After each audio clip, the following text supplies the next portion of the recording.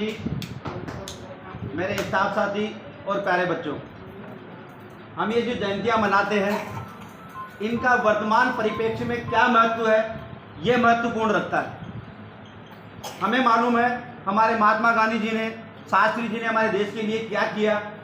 केवल इतना यहाँ चर्चा करके चले जाना पर्याप्त नहीं है, और मैं बोल जाऊं और बोल जाए और भाषण हो जाए, आप सुन ले चले जाना, ये भी पर्याप्त नहीं है। वर्तमान परिप्रेक्ष्य में इतना महत्व है गांधी जी का, शास्त्री जी का, अगर इनका एक बिंदु हम जीवन में उतार लें, एक बिंदु अगर जीवन में उतार लें तो हमारा जीवन सफल हो सकता है। महात्मा गांधी वो शख्सियत थे जिन्हें जीवन में कर्मशीलता अपनाई। कर्मशीलता का मतलब है कहना अलग है और उस पर चलना अलग है, पर उन्होंने जो कहा वो किया, ये महत्वपूर्ण है। और जीवन में जो कर्मशील है वो निश्चित रूप से सफलता प्राप्त करता है। इनसे जीवन से यही सीखते हैं और इसीलिए आज हम उनकी जयंती मना रहे हैं। महात्मा गांधी ने एक आश्रम चलाया था, उसमें प्रत्येक व्यक्ति को, यहाँ तक कि स्वयं महात्मा गांधी को भी काम करना पड़ता था।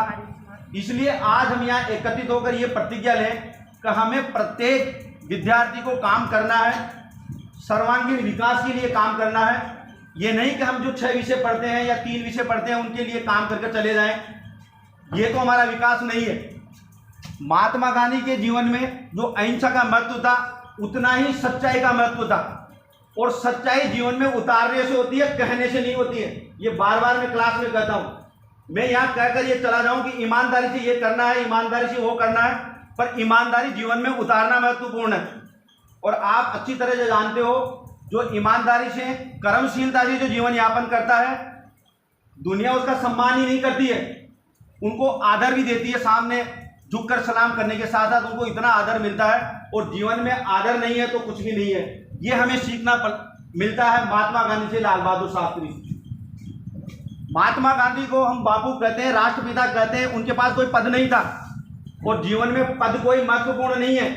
पद किसी को भी दे दिया जाता है, कई बार मजबूरी से दे दिया जाता है, कई बार किसी और वजह से दे दिया जाता है। पद महत्वपूर्ण नहीं है, उन पर चलने वाले महत्वपूर्ण है, वो कर्म महत्वपूर्ण है जिससे आप काम कर रहे हो।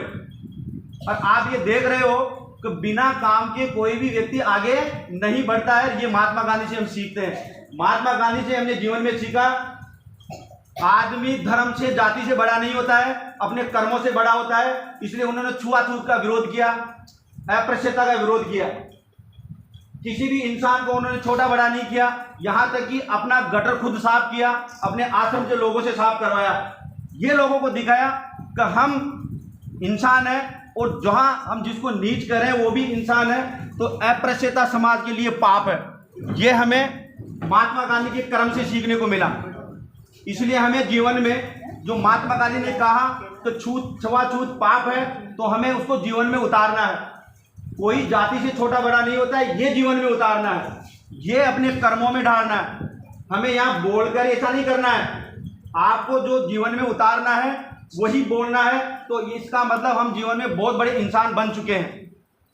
स्वाभिमान की जहाँ तक बात आए तो स्वाभिमान में अगर किसी राजनेता से बात करें तो हमारे लाल बहादुर शास्त्री उसके बहुत बड़े उदाहरण हैं।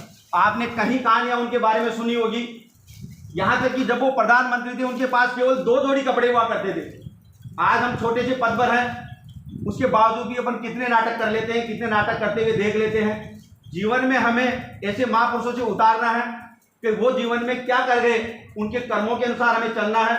बार बार मैं कक्षाओं में कहता हूँ कि ईमानदारी कहने से ईमानदार आदमी नहीं हो जाता है, उसको जीवन में उतारने से ईमानदार होता है। जिसके जितने कर्म हैं वो कर्म कर लेता है तो वो ईमानदार होता है। और ये हमें महात्मा गांधी से, लाल बहादुर शास्त्री से सीखने को मिलता है।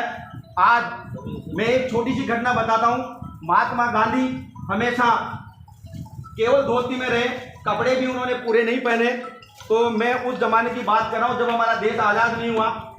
तो ब्रिटेन के कर्ता धर्ता थे प्रधानमंत्री जी थे, उन्होंने उनको बुलाया कि मैं एक बार उस आदमी को देखना चाहता हूँ, उस नंगे फकीर को जिसके पीछे देश कैसे चलता है। तो उन्होंने उनको बुलाया, तो वहाँ पर एक प्रोटोकॉल होता है। वहाँ कहा जाता है कि इस ड्रेस में आना चाहिए, इस सभ्यता से मिलना चाहिए, इस तरह से हाथ मिलाना चाहिए, ये कपड़े आपको पहन कर जाना चाहिए। पर महात्मा गांधी ने कुछ नहीं पहना, उसी ड्रेस में चले गए।